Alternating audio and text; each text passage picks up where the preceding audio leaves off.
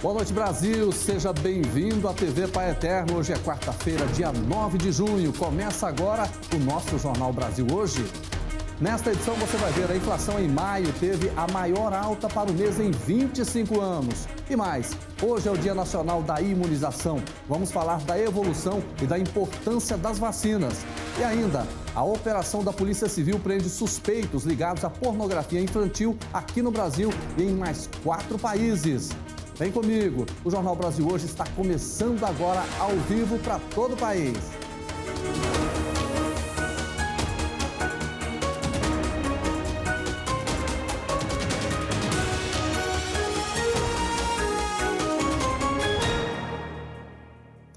E a gente começa o programa de hoje falando de economia. A inflação acelerou em maio e subiu 0,83% em relação a abril, segundo dados divulgados pelo IBGE nessa quarta-feira. É a maior alta para um mês em 25 anos. O avanço é resultado principalmente do aumento na conta de luz em razão do racionamento da bandeira vermelha e também da alta no preço dos combustíveis. Em 12 meses, o IPCA registrou alta de 8,06%.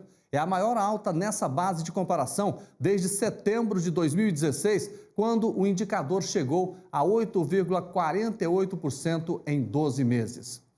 A gente acabou de falar sobre a alta da inflação. A situação realmente está complicada para a maioria dos brasileiros. E olha só essa notícia. Segundo o Diese, o salário mínimo em maio deveria ter sido de R$ 5.351,11. Esse valor é quase 5 vezes maior do que o atual salário mínimo, que é de apenas R$ 1.100. Esse cálculo é feito de acordo com a Pesquisa Nacional da Cesta Básica de Alimentos, realizada mensalmente pelo Diese. Em maio, os dados indicaram que houve aumento no preço da cesta básica em quase todas as 17 capitais estudadas. Apenas 2 tiveram quedas nesse valor. A cesta básica mais cara está lá em Porto Alegre, pouco mais de R$ 636. E é esse valor que serve como base para o cálculo do novo salário mínimo. Você sabia que é possível transferir a dívida de um banco para outro? Essa é a chamada portabilidade de crédito, uma modalidade na negociação das dívidas que cresceu muito, principalmente entre os financiamentos imobiliários. Veja mais detalhes agora na reportagem. A portabilidade entre operadoras telefônicas ou planos de saúde já são procedimentos bem conhecidos no Brasil. O que muitos não sabem é que desde 2006, o Banco Central regulamentou a portabilidade de crédito, que permite a transferência de uma dívida para outra instituição financeira. A Chiara Thaise, por exemplo, tem um financiamento imobiliário desde 2014. Ela buscou opções de transferências com outros bancos para tentar reduzir as taxas de cobranças. O resultado acabou sendo muito vantajoso. Após fazer um cadastro, abrir conta corrente, manter um relacionamento com o banco, eles fizeram uma avaliação e aprovaram, então, um financiamento com um valor de juros efetivo de 6,9%, bem menor do que o que a gente tinha, que era 9,9%. De acordo com o balanço oficial do Banco Central, os pedidos de portabilidade de crédito imobiliário registraram um salto em 2020. Para se ter uma ideia, de janeiro a abril de 2019, foram contabilizados apenas 2.382 pedidos. Já no mesmo período do ano passado, foram 10.566 pedidos, uma alta de 343% na comparação. Uma opção que se tornou bastante atraente durante a pandemia por causa da redução significativa na taxa de juros. Então, o mercado imobiliário recentemente teve uma queda muito grande das taxas de financiamento imobiliário, fruto da queda da taxa Selic, né? Na medida em que a taxa Selic teve uma queda muito grande, os financiamentos imobiliários também tiveram quedas grandes. Então, se você tem um financiamento imobiliário que você contratou há alguns anos atrás, justifica você pensar em uma portabilidade. Mas vale reforçar que antes de pedir a transferência em uma outra instituição financeira, os especialistas orientam renegociar as dívidas com os próprios bancos de origem. Na negociação é importante reforçar a diminuição da taxa de juros e também avisar sobre uma possível portabilidade do financiamento.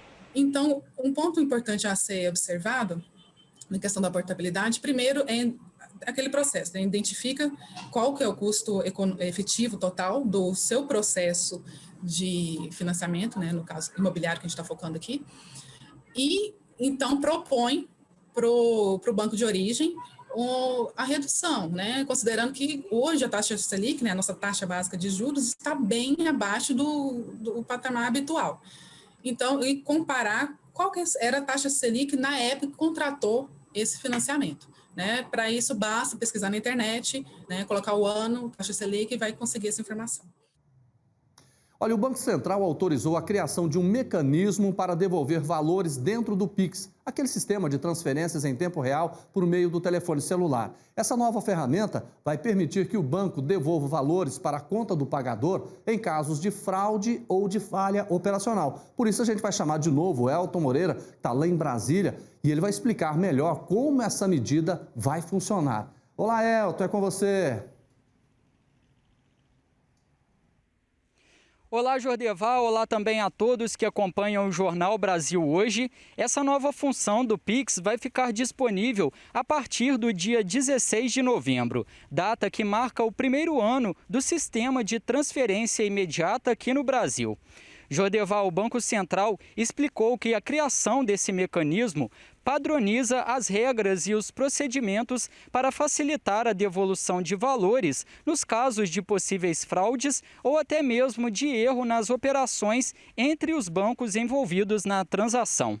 Ainda segundo o Banco Central, a devolução do dinheiro vai poder ser iniciada pelo prestador do serviço de pagamento por iniciativa própria ou por solicitação do usuário pagador. O objetivo dessa medida é justamente dar rapidez e eficiência no processo de devolução, caso o usuário perceba algum tipo de problema ou fraudes nas transações do Pix.